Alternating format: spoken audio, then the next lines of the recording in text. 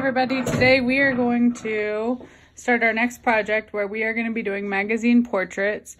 So here's one example of a magazine portrait, and here is another, and here is another. So you are going to pick a magazine portrait that is mostly a headshot. So it has to be like about 98% a picture of somebody's face. So this would barely be approved because it's mostly a face, but not 100% a face. I have some already approved pictures in a magazine that's barely approved. So I have a file folder full of headshots already picked out for you if you want to look through them and pick one out. But make sure, just double check that the one you pick out is just a headshot and nothing else. Okay. There's a couple in here that are not 100% a headshot, but they have a lot of emotion or something to them that I still think that they're approved. So you're going to pick out your headshot. Okay. This one's not really a headshot, so I'll just use it as my example because this one would not pass right here, okay? But it's a goofy picture, so I'll just use it pretending like this would be enough of a headshot. Again, this would not work. I'm going to waste this picture because it will not work, okay? So it needs to be mostly a headshot of a person. And then the next step is you're going to cut it up. You're going to slice up your picture. So I don't care if you slice it up horizontally, diagonally, vertically, that's up to you. However you want to slice it up. Okay, so I'm gonna go diagonally and I'm gonna just slice up my picture. Sorry, dude, you gots to go. Now, when you're slicing up your picture, you don't want too big of pieces, and you don't want pieces that are too small either. And you want some pieces that are cut where you don't want all, you got to have some important parts that you're going to have to draw. Okay, so you can't have it where all your important parts are magazine pictures, if that makes sense. Okay.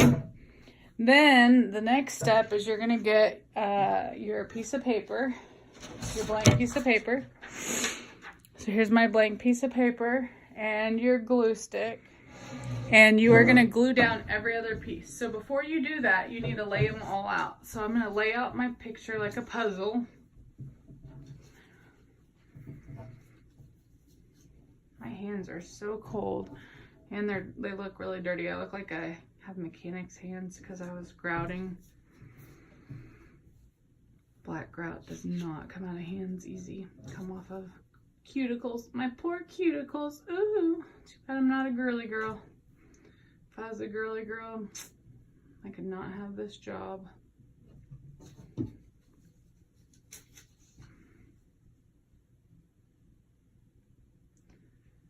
But my hands are frozen.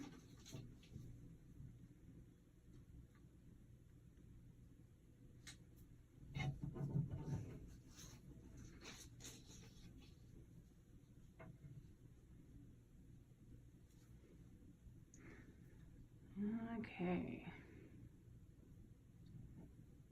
This is really difficult. As you can imagine, you'll be doing this yourself. And your paper you're gluing it onto is going to be bigger, which is actually helpful in a lot of ways. Because if it was the same size, you'd be in a lot of trouble. This dude kind of looks like my dad. Don't tell my dad I said this, because that guy's not very flattering looking. Dad, do not watch this video. That guy's actually better looking than my dad. My dad is an awesome dude, but looks, not so much.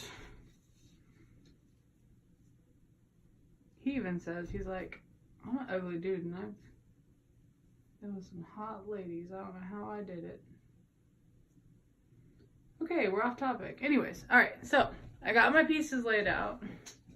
And he had me, and I'm like super hot, right? Yeah. Okay, whatever. Anyways, so I have my pieces laid out. The next thing I'm going to do is I'm going to glue down. My daughter's here, and she's shaking her head no. I'm going to glue down every other one. So I'm going to pick up one. I'm going to put some glue on the back, if my glue stick works. And I'm going to glue it down.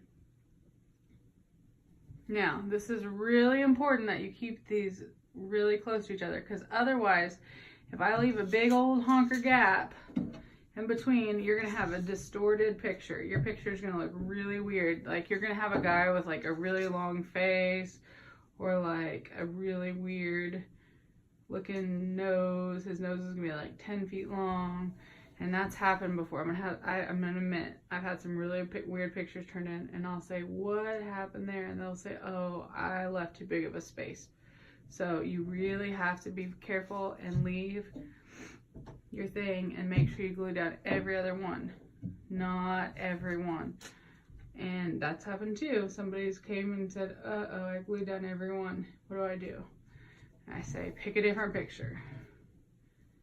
So I glued that one down. So this one I'm just going to scoot down. Make sure I do not glue this one down. Pick up this one. I'm going to glue this one down.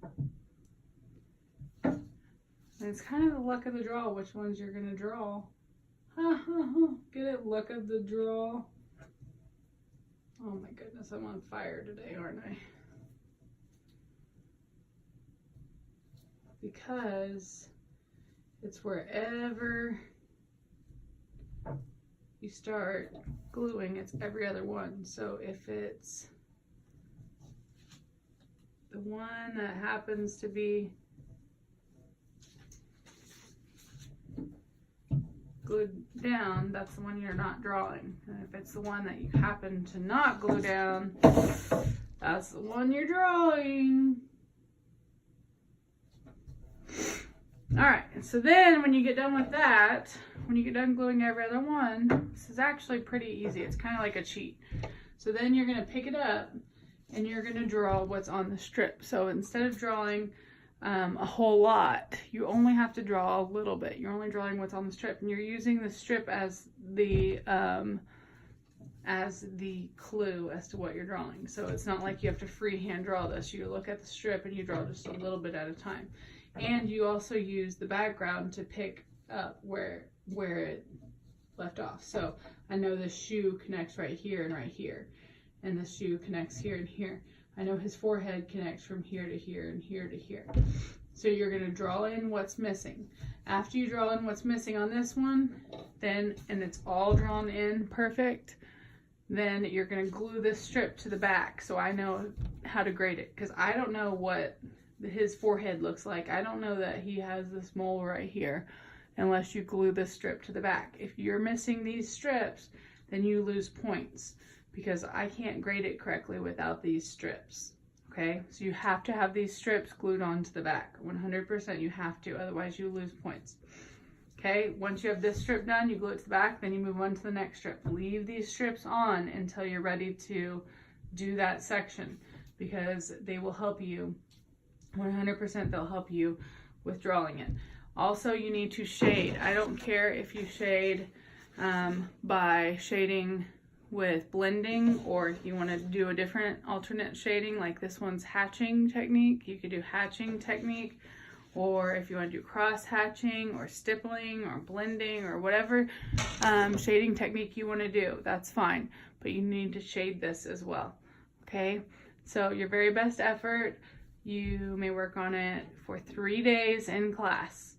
Okay, happy portrait drawing. Bye.